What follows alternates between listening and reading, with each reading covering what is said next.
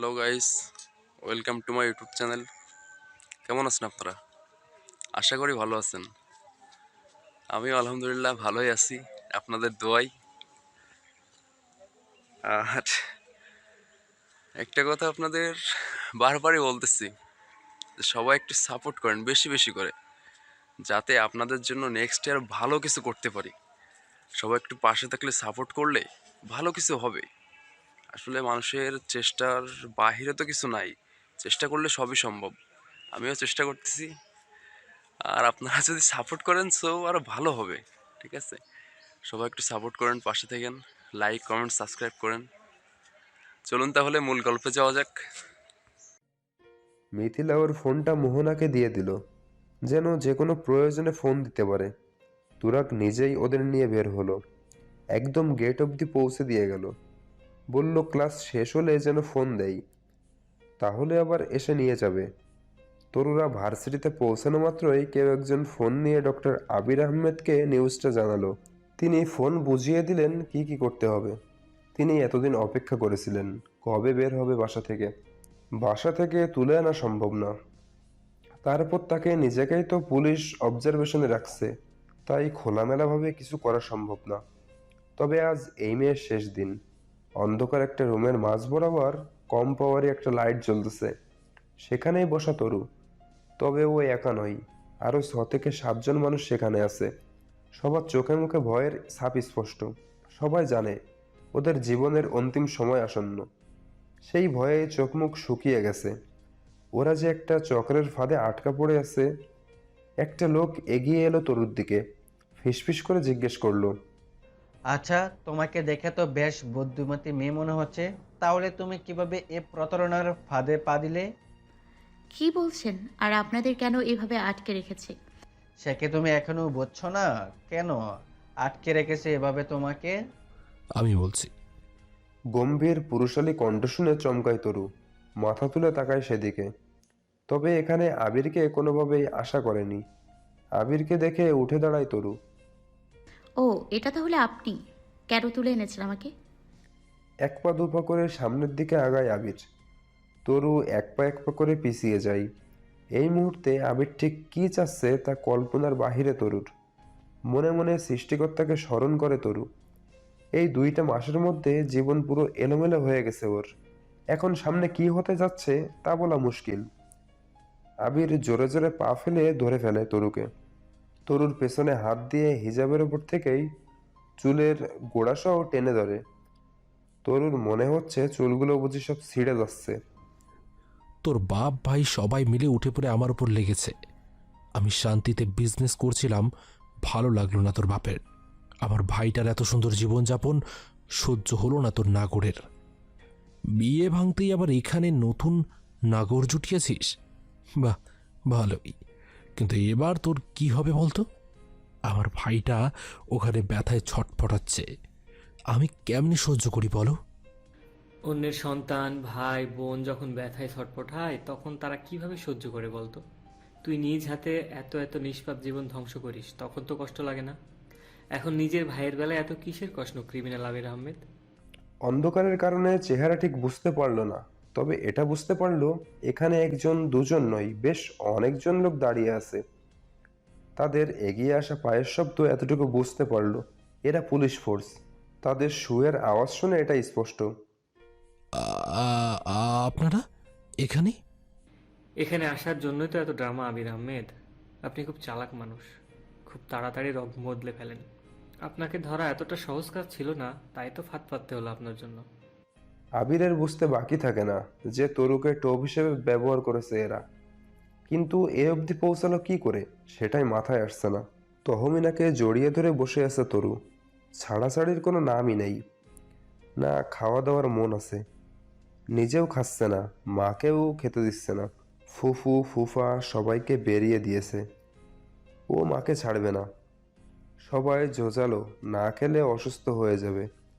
কিন্তু ওর বাবা বাসায় না আসা অবধি ও খাবে না। সেখানেই বসে যে ভয় পেয়েছে তার রেশ এখনো রয়ে গেছে। এমনিতে যথেষ্ট স্ট্রং, তবে এরকম রক্তারক্তি কাণ্ড এর আগে কখনো চোখের সামনে দেখেনি। ওর মা বাবারা জানতে চাইছে কি হয়েছে, তারও জবাব দিচ্ছে না। ভোর রাতের দিকে যখন নুরুল ইসলাম মেয়েকে বাসায় রেখে গেছেন, বলে গেছেন ওকে খেয়াল রাখতে। বাকি কথা তিনি বাসায় এসে বলবেন। তহমিনা বেগমকেও তিনি ফোন দিয়ে দিয়েছিলেন। সকাল হতে হতেই তিনিও হাজির হয়েছেন ননদের বাসায়। এর আগে কারোর সাথে কথা না বললেও মা আসতেই মায়ের বুকে ঝাঁপিয়ে পড়েছে। সকাল গড়িয়ে দুপুর, এখনো সেভাবেই রয়েছে। নুরনাহার খাবার রেখে গেল, তহমিনা চেষ্টা করছেন মেয়েকে খাওয়ানোর, কিন্তু বারবার বলতেছে বাবা আসলে খাবো। এরপর আর জোর করেনি কেউ। দুপুর গড়িয়ে তখন বিকেল। সে সময় কলিং বেলের আওয়াজ কানে আসতেই দৌড়ে দরজা খুলতে যায় তরু। সবাই অবাক হয়ে তাকিয়ে আছে। এতক্ষণ নড়ছিল না ও, আর এখন দিব্যি দরজা খুলে চলে গেছে। দরজা খুলতেই নজরে এলো নুরুল ইসলাম। তরু ঘুরে ঘুরে বাবার চারপাশ থেকে দেখতে লাগলো, আবার বাবার ড্রেসগুলো টেনে টেনে দেখছিল। তহমিনা এসে টেনে মেয়েকে সরালেন। কি হলো কি তরু, পাগল হয়ে গেলে নাকি? আম্মু, আমি তো দেখছিলাম বাবা ঠিক আছে কিনা। ঠিক থাকবে না কেন? তার আবার কি হবে? আম্মু, আজ না বাবার চোখের সামনে আবির সুইসাইড করার চেষ্টা করেছিল। নিজের হাতের শিরা নিজে কেটে ফেলেছে। ফিনকি দিয়ে রক্ত বেরোচ্ছিল। বাবা যখন হাত ধরতে গেছে অমনি বাবার দিকে ছুরি তাক করে বলেছিল তাকে কাছে আসলে ছুরি চালিয়ে দেবে। আমি তো ভয় পাচ্ছিলাম, এজন্যই তো দেখছি বাবা ঠিক আছে কিনা। কি হয়েছে কি একটু বলো তো? মেয়েটা সকাল থেকে কেমন অস্বাভাবিক আচরণ করছে। ভেতরে চলো, সব বলতেছি। তরু আর মোহনা যখন ভার্সিটির বাইরে তুরাগের জন্য অপেক্ষা করতেছিল, তখন মোহনার ফোনে একটা ফোন আসে। ফোনটা আর কেউ না, বরং তুরাগই করেছিল। ফোন করার পরে মোহনা সেই ফোন সহ ব্যাগটা তরুর হাতে দিয়ে আইসক্রিম খাবে বলে ভার্সিটি থেকে কিছুটা বাইরে চলে যায়। রাস্তার পাশে তরুকে দাঁড় করিয়ে রেখে অপোজিট সাইডে যায় আইসক্রিম আনার জন্য। তখন গাড়িতে বসে কেউ তরুর মুখে ক্লোরোফর্ম স্প্রে করে, যার প্রভাবে ক্ষণিক সময়ের জন্য হুঁশ হারা হয় ও। প্ল্যান মাফিক আবিরের লোকেরা ওকে তুলে নিয়ে যায়, পেছনে তুরাগ ফলো করে তাদেরকে। যখন জ্ঞান ফেরে তখন এক প্রকার ধস্তাধস্তিতে ফোন সহ ব্যাগটা গাড়ির ভেতরেই পড়ে। যে ফোনটা তুরাগের সাথে কলে কানেক্টেড ছিল, সেই ফোন ট্রেস করে আমরাও ফোর্স নিয়ে চলে যাই সেখানে। আমরা চারিদিক ঘেরাও করার পরেই আবির এর সামনে যাই। আবিরকে ধরার আগে ওর অন্যান্য গার্ডদের অ্যারেস্ট করি। যখন আবির এসব জানতে পারে, ও চাচ্ছিল না পুলিশের হাতে ধরা দিতে। এসব ক্রিমিনালরা মূলত এরকমই হয়, নিজে মরে যাবে তবু গ্যাং লিডারের নাম প্রকাশ করবে না। আবিরও সেই প্রচেষ্টা চালিয়েছিল। ওর পকেটে ছিল নাইফ, যা দিয়ে নিজের হাতের শিরা নিজে কেটে ফেলার সুইসাইডের প্রচেষ্টা চালায়। তখন হাত থেকে ফিনকি দিয়ে রক্ত বেরোচ্ছিল। তোমার আলগোসে মেয়ের সামনে এসব হয়েছিল, তুমি তো জানোই ও এসব রক্ত সহ্য করতে পারে না। এজন্যই ভয়ে এমন গুটিয়ে গেছে, মাথা ঘুরে পড়ে গিয়েছিল। তুরাগ ছিল সেখানে, ও কোলে তুলে তরুকে বের করেছিল সেখান থেকে। তুরাগের গাড়িতেই নিয়ে এসেছে ওকে। আমাকে আর দেখতে পাইনি বলে ও ভেবেছিল হয়তো আবির আমার ক্ষতি করেছে, এজন্যই ভয়ে ছিল। আসার পর এরকম চেক করছিল, তাও এই ভয়েই। তহমিনা বেগম আগলে নেন মেয়েকে, তারপর জানতে চাই আবির এখন কোথায়? জেলে নিশ্চয়ই। চিকিৎসাধীন আছে, প্রচুর রক্তক্ষরণ হয়েছে, আর বাকিরা জেলে। তবে ওদের গ্যাং লিডারকে এখনো ধরা যায়নি। কথার মাঝখানে নুরনাহার বললেন, হাত মুখ ধুয়ে ফ্রেশ হয়ে নে নূর, তোর বউ মেয়ে এখনো না খেয়ে আছে, তোর সাথে খাবে বলে। তরুর কথায় সবাই মুখ ঘুরিয়ে ওর দিকে তাকাই। নুরুল ইসলাম উঠে আসে নিজের জায়গা থেকে, তরুর মাথায় হাত বুলিয়ে বলে, কেন খাবে না মামুনি? বাবা চলে এসেছি তো। ছি বাবা, তুমি নিজের মেয়ের জীবন নিয়ে এভাবে বাজি ধরতে পারলে যদি আজ আমার কিছু হয়ে যেত। তুরাগ তো তোমাদের পেছনে পেছনেই ছিল, ওর দলের লোকেরা ছিল ওর সাথে। ওই আবিরের বাচ্চা তোমার কিছুই করতে পারতো না গো। বাবা, তুমি কি আমারে বাচ্চা ভাবো? যা বলার তাই বিশ্বাস করব। রাগ করে না শোনা। আবিরকে আমরা বেশ অনেক দিন যাবৎ অবজারভেশনে রেখেছিলাম, কিন্তু ও ভীষণ ধূর্ত, নিজেকে সামলে চলেছে এতদিন। ওর ফোন কল ট্রেস করে তোমার বিষয়টা জানা গেছে, এই জন্যই তোমার মাধ্যমে ওকে ধরার চেষ্টা করেছি। যদিও অনেক রিস্কি ছিল বিষয়টা, তবুও। আমার মা তো অনেক ম্যাচিওর, রাগ করে না মা। তুমি কি চাও না দেশের একজন শত্রু ধ্বংস হোক? ও কত খারাপ লোক ছিল জানো? জীবন্ত মানুষকে অজ্ঞান করে তাদের শরীরের বিভিন্ন অর্গান কেটে নিত, সেগুলো বিদেশে বহুমূল্যে বিক্রি করত। একজন জীবন্ত মানুষ কীভাবে কষ্ট দিত, কত মানুষকে মেরেছে। ওকে না ধরলে তো এরকম আরও বহু মানুষ মারা যেত। তুমি কি সেটা চাও বলো? বাবা থামো, বুঝেছি আমি। তবে আমার কথা আছে এখানে। এবার সবার নজর পড়ে তহমিনার উপরে। নুরুল ইসলাম জিজ্ঞেস করে, তুমি আবার কি বলতে চাও? আমি আমার মেয়েকে এখানে আর এক মুহূর্তের জন্য রেখে যাব না। এখানে যেসব হচ্ছে, কোন দিন না জানি আমার মেয়েটাকে হারিয়ে ফেলি। আমি আর রিস্ক নিতে চাই না। নুরনাহার বলল, কিন্তু ভাবিমা যদি কিছু বলে? দেখেন আপা, এরকম অনেক সহ্য করেছি। এখন আপনাদের মায়ের জন্য আমি আমার মেয়েটাকে তো রিস্ক লাইফ দিতে পারি না। আপনার মা যদি রাজি না থাকে, প্রয়োজনে আমি আমার বাপের বাড়িতে গিয়ে থাকবো আমার মেয়েকে নিয়ে। কিন্তু ওর ভার্সিটি? এই পড়ালেখা পড়ালেখা করে এত কিছু, ওর পড়ার দরকার নেই। ভালো ভার্সিটিতে প্রয়োজনে ওকে ট্রান্সফার করে নিয়ে যাব। নুরুল ইসলাম স্ত্রীর পাশে বসলেন। শান্ত করার চেষ্টা করলেন স্ত্রীকে। এখন ক্ষেপে আছে। এই মুহূর্তে কিছু বলা মানে শুধু শুধু সংসারে ঝামেলা টেনে আনা। নারী জাতির রাগ ঘৃণা ভয়ঙ্কর জিনিস। তারা যখন ভালোবাসে মন প্রাণ উজাড় করে ভালোবাসে, আবার যদি ঘৃণা করে তখন একদম মন থেকে ঘৃণা করে। আর রেগে গেলে তো ভয়ঙ্কর কিছু করে ফেলার সামর্থ্য রাখে। নুরুল ইসলাম স্ত্রীকে বললেন, আচ্ছা, তুমি তোমার মেয়েকে নিয়ে যাও, সমস্যা নেই। এখন খেতে চলো। আমি কাল সকালে বাসে চলে যাব। আচ্ছা বাবা, যেও। আমি নিজে গিয়ে তুলে দিয়ে আসবো। এখন চলো। টাকার লোভ মানুষকে তিলে তিলে ধ্বংস করে দেয়। আমাদের জীবনে চলার পথে টাকার দরকার আছে অবশ্যই, তবে সেটা অবৈধ পন্থায় নয়। লোভ মানুষকে ধ্বংস ছাড়া কিছুই দেয় না। যেমনটা হয়েছে আবিরের, তার বাবা আর তাদের সাথে থাকা লোকগুলোর। এখন তারা পুলিশের আঘাতগুলো মুখ বুজে সহ্য করতে রাজি, তবুও গ্যাং লিডারের নাম বলতে নারাজ। কারণ তার নাম প্রকাশ করলে হয়তো যে নাম প্রকাশ করবে তার জীবন পাখি খাসা ছাড়া হবে। এসব পথে আসলে যেমন অবৈধ পন্থায় বেশি টাকা উপার্জন করা যায়, তেমন জীবন থেকে সর্বদা ঝুঁকির মধ্যে। পুলিশ কনস্টেবলগুলো মেরে মেরে ক্লান্ত, তবুও এদের মুখ খোলার নাম নেই। সমস্যা নেই, রিমান্ডে নিলে ঠিকই মুখ খুলবে। কতদিন আর সহ্য করা যাবে এসব? অপরাধীদের অবস্থা জলে কুমির ডাঙায় বাঘ এর নেই। মুখ খুললেও জীবন বিপন্ন হবে, আর না খুললেও রিমান্ডে নেওয়া হবে। যেসব মানুষগুলোকে উদ্ধার করা হয়েছে তাদেরকে নিজ নিজ গৃহে পৌঁছে দেওয়ার ব্যবস্থা করা হয়েছে। পরিবারের মানুষের সে কি খুশি, খুশি যেন উপচে পড়ছে। তরুর মায়ের সাথে বাড়িতে চলে এসেছে বেশ কয়েকদিন হতে চলল, তবুও মনটা যেন ঢাকাতেই পড়ে আছে। বারবার সবার কথা মনে পড়ছে। মোহনার সাথে কথা হয় ফোনে, প্রতিদিন ক্লাসে কী পড়ায় সেসব বিষয়ও জেনে নেয়। নোটগুলোর পিক পাঠায় মোহনা, সেগুলো রেগুলার খাতায় তোলে। তরু জানে তুরাগ মিথিলাকে অনেক ভালোবাসে, তবুও অষ্টাদশী কন্যার প্রথমবারের মতো কারো জন্য মনে অনুভূতি সৃষ্টি হয়েছিল। তাকে এত সহজে ভোলা যায়? প্রথমবার মায়ের ইচ্ছেতে বিয়েতে রাজি হলেও তখন নিজেকে কেমন অনুভূতি শূন্য লাগছিল। এবার কারো জন্য অনুভূতি জাগ্রত হলো, তা প্রকাশ পাবার আগেই মাটি চাপা দিতে হয়েছে। অনেক চিন্তা ভাবনার পর মনে মনে ঠিক করলো মোহনার থেকে জিজ্ঞেস করবে মিথিলা তুরাগ কেমন আছে। যেই ভাবা সেই কাজ। একদিন নোট নেওয়ার জন্য ফোন দিল, তখন জানতে চাই তুরাগের ব্যাপারে। আচ্ছা মোহনা, মিঠিপু কেমন আছে? তুরাগ ভাইয়ের সাথে সব ঠিকঠাক হয়েছে? মোটামুটি, তবে ভাইয়া তো এখন ভীষণ ব্যস্ত, সময় দিতেই পারে না কাউকে। কেন, কিসের ব্যস্ত এত?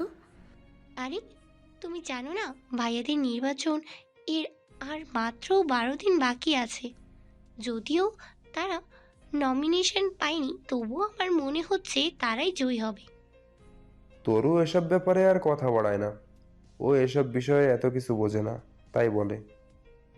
জয়ী হলেই ভালো, এরপর তো বিয়ে খেতে চলে আসবো, কি বলো? ফোন রেখে দেয় তরু, তবে মন কেন যেন মানতে চাচ্ছে না। আর মাত্র 12 দিন বাকি, এরপর সে অন্য কারো হলেও কিছু করার নেই। কি বা করতে পারবে ও, যেখানে তুরাগের সবটা জুড়ে মিথিলার বাস। 12টা দিন যেন চোখের পলকেই শেষ হয়ে গেল। মনে হচ্ছে যেন খুব তাড়াতাড়ি দিনগুলো চলে গেল। আর মাত্র একটা রাত বাকি আছে নির্বাচনের। কালাম মোল্লা তার নিজ বাড়িতেই সবার খাওয়া দাওয়ার ব্যবস্থা করতে চেয়েছিলেন, কিন্তু তুরাগ প্রান্ত এরা দুজন মিলে তাকে নিষেধ করলেন ঝামেলা করতে। তিনি একা মানুষ, বিয়ে করেননি এখনো, মাও বেঁচে নেই, তাই সব ঝামেলা কে করবে? তুরাগের বাসায় কাজ করার জন্য অনেকজনই আছে। তুরাগ ওর মাকে 3 বেলা খাবার রান্না করতে বলল।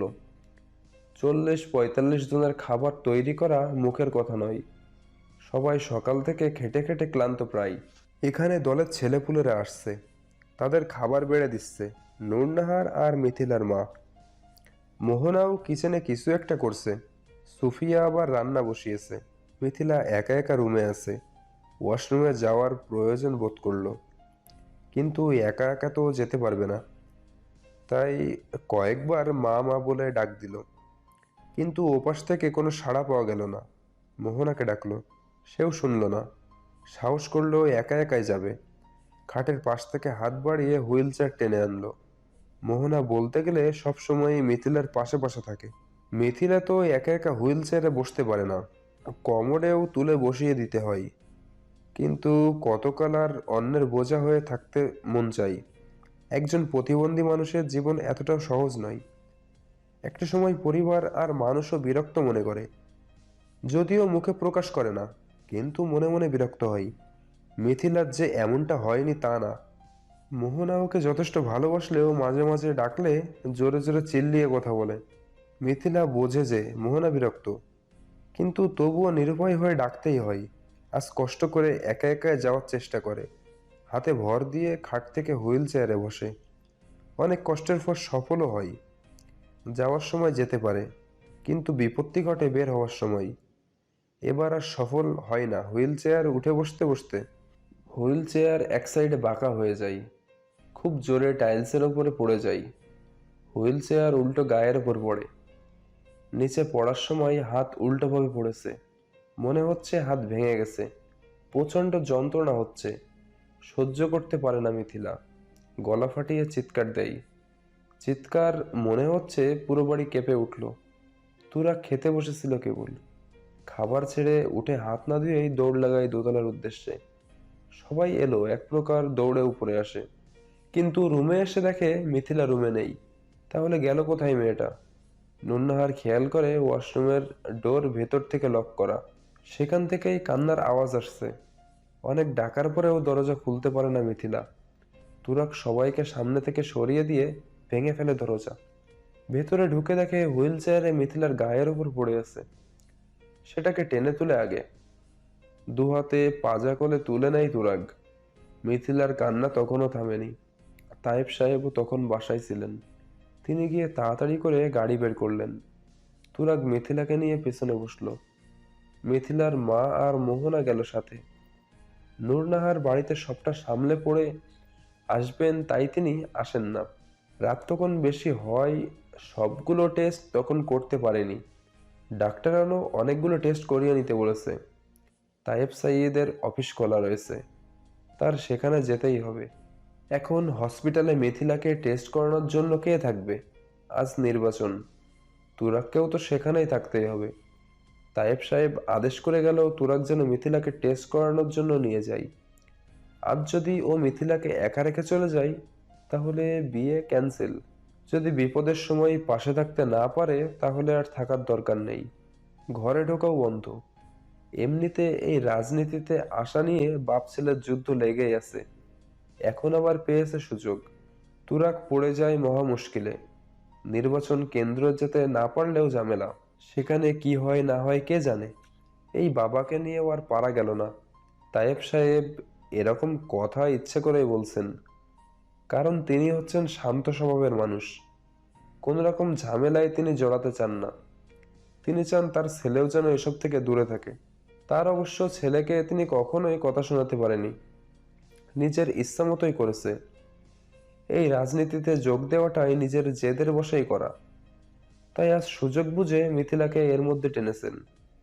মিথিলার জন্য তার ছেলে কতটা পাগল এটা সবাই জানে, তাই তো এই ট্রিক্স খাটালেন। কাজেও লাগলো তার ট্রিক্স। তুরাগ প্রান্তকে ফোন করে জানালো দুপুরের আগে ও আসতে পারবে না, ততক্ষণ যেন ওদিক সামলে রাখে। প্রান্ত প্রথমে জোর করছিল তুরাগকে নেওয়ার জন্য। তুরাগের সাথে থাকা মানেই একটা ভরসা, কিন্তু যখন তুরাগ একবার বলেছে দুপুরের দিকে আসবে, তাহলে তখনই আসবে। একে জোর করে লাভ নেই। তুরাগ আসবে না শুনে কালাম মোল্লার মুখখানাও ফ্যাকাশে আকার ধারণ করলো। এই ছেলেটা তার পাশে থাকলে তার শক্তি মনে হয় দ্বিগুণ বেড়ে যায়। 12:30টার মতো বাজে। ল্যাব থেকে রিপোর্টগুলো হাতে নিয়ে বের হচ্ছে তুরাগ। এগুলো নুরনাহারের কাছে দিয়ে তুরাগ কেন্দ্রে যাবে। নুরনাহারি রিপোর্টগুলো ডাক্তারকে দেখিয়ে ঔষধগুলো নিতে পারবে। এগুলো ভাবতে ভাবতেই হাঁটছিল তুরাগ। এমন সময় ফোন বেজে ওঠে। পকেট হাতড়ে ফোন বের করে। ফোন স্ক্রিনে প্রান্ত নামটা দেখে তখন জ্বলজ্বল করছে। কাল বিলম্ব না করে ফোন রিসিভ করে তুরাগ। অপর পাশ থেকে প্রান্তর হাঁপিয়ে যাওয়া কণ্ঠ জোরে জোরে শ্বাস নেয়। অনুমান করতে পারে বুকের মধ্যে মনে হচ্ছে কেউ ড্রাম পেটাচ্ছে। উপরওয়ালাকে স্মরণ করে তুরাগ। দোয়া করে যেন খারাপ কিছু না হয়। ততক্ষণেও ওপাশ থেকে প্রান্তর কোনো কথা শোনা যায় না। ঘাবড়ায় তুরাগ। আস্তে আস্তে ডাকে প্রান্তকে। প্রান্ত কিছু বলতে পারছে না। জোরে শ্বাস টানতে টানতে শুধু বলে, ভাই হসপিটালে থাকেন, আসতেছি, ওখানে ঝামেলা হয়ে গেছে। কি হয়েছে? এই প্রান্ত, প্রান্ত, কথা বলছিস না কেন? কালাম ভাইয়ের মাথা কোপ লাগছে, রক্তের বন্যা হয়ে যাচ্ছে ভাই। কেঁদে ফেলে প্রান্ত। হাত কাঁপতে থাকে তুরাগের। হাত থেকে ফোনটা পড়ে যায়। ও তো এরকম কিছুরই ভয় পাচ্ছিল। ভয়টা তাহলে সত্যিই হলো? রাগে শরীর কাঁপতেছে এখন। আইন শৃঙ্খলা বাহিনীর এত কড়া পাহারা থাকার পরেও এরকম কিছু হতে পারে? কল্পনাতীত বিষয়। এরকম কাজ কে করতে পারে তা বুঝতে একটু সময় লাগে না তুরাগের। ফোনটা ফ্লোর থেকে তোলে। সুইচ অফ হয়ে গেছে। পাওয়ার বাটনে প্রেস করে ধরে রাখে কিছু সময়। ফোন ওপেন হয়। রিসেন্ট কল লিস্ট থেকে প্রান্তর নাম্বারটা নিয়ে আবার ডায়াল করে সেই নাম্বারে। রিং হতে হতে কেটে যায় ফোন। আবারও ফোন দেয়। এবারও রিসিভ হয় না। মারামারি তাহলে গুরুতর হয়েছে। এবার কন্ট্যাক্ট লিস্ট থেকে ইমনের নাম্বার বের করে ডায়াল করে সেই নাম্বারে। রিং হওয়ায় কয়েক সেকেন্ডের মাথায় রিসিভ হয় ফোন। আর কোনো কথা বলেই সরাসরি জিজ্ঞেস করে, কে করেছে? ভাই শান্ত হন। আমি জানতে চাচ্ছি কে করেছে। পর পর 2বার হয়েও খাইশ মেটেনি ওনার। যেই দেখেছে জনগণ এদিকে ঝুঁকেছে, অমনি এখন গায়ে আঘাত করার প্ল্যান করেছে। ইমন তুরাগকে শান্ত হতে বলে। বোঝায় যে আগে কালাম মোল্লা ঠিক হোক, এরপর তিনি যা বলবেন তাই হবে। তুরাগ আর কিছু না বলে ফোন কেটে দেয়। রিপোর্টগুলো নিয়ে দৌড়ে মিথিলার কেবিনের দিকে যাই। সো গাইস, গল্পটা কেমন লাগলো আপনাদের? আশা করি ভালো লাগছে। তো সবাই পাশে থাকলে আরও ভালো হবে। চেষ্টা করতেছি।